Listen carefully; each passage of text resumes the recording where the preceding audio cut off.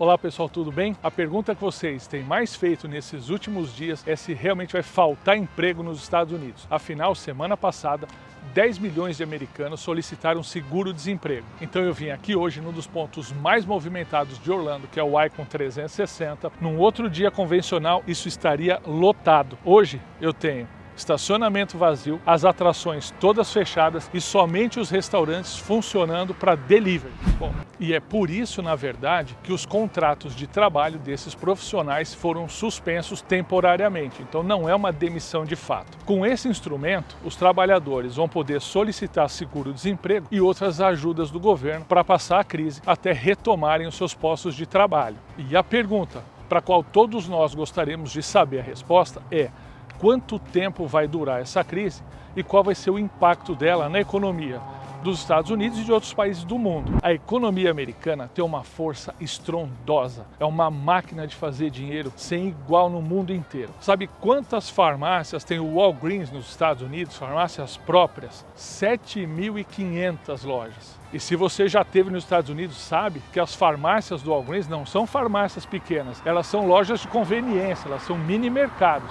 Eu comecei então a pesquisar os números da economia americana e que são surpreendentes e que me fazem confiar muito na capacidade de retomada e de geração de empregos. Você quer conhecer esses números? Então vem comigo, eu vou te dar 7 ou 8 comparações bem fáceis de entender e que vão te mostrar como a economia americana é vigorosa e é capaz de gerar rapidamente milhões de empregos.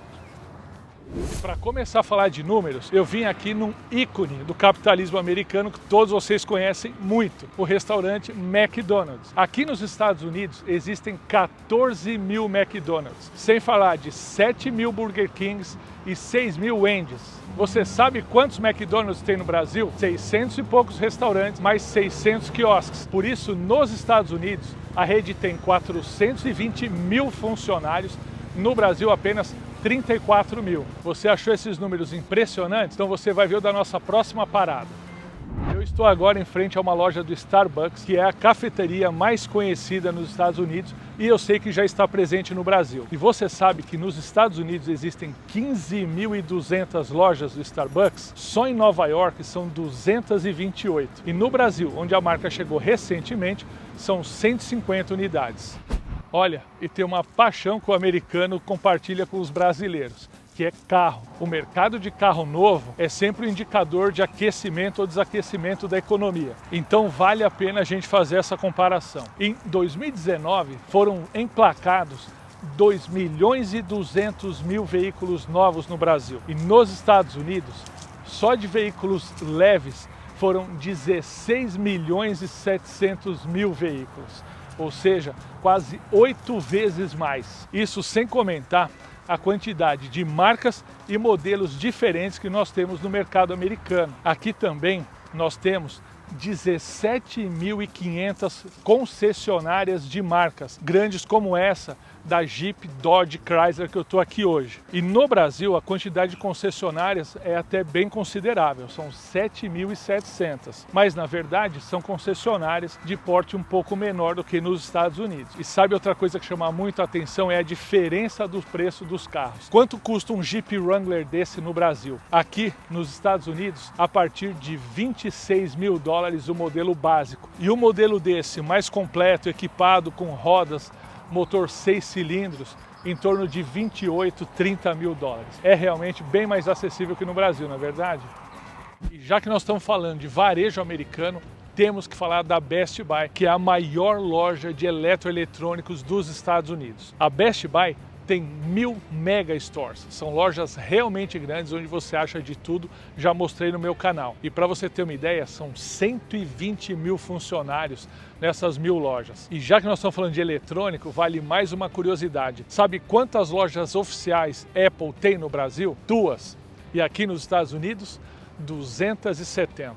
E esses números, que já são bastante impressionantes, eles estão um pouco assim acanhados por conta da força do e-commerce. Sabe quantos funcionários tem a Amazon nos Estados Unidos? 900 mil funcionários. É isso mesmo, quase 1 milhão de funcionários numa única companhia. Outra coisa que vocês têm muita curiosidade é sobre lojas de material de construção. Nós basicamente temos dois grandes home centers aqui nos Estados Unidos. O Lowe's, que é esse que a gente está aqui, pertence à rede Walmart, e o Home Depot. O Home Depot tem 2.200 lojas nos Estados Unidos e o Lowe's tem cerca de 2.000. Juntas, empregam mais de 700 mil pessoas. E uma curiosidade é que agora, em tempos de crise de coronavírus, aumentou o movimento das lojas, porque as pessoas estão em casa, em isolamento, e estão tendo tempo de mexer nas casas. Por isso, todos eles estão com placa de Now Hiring, o que quer dizer estamos contratando agora.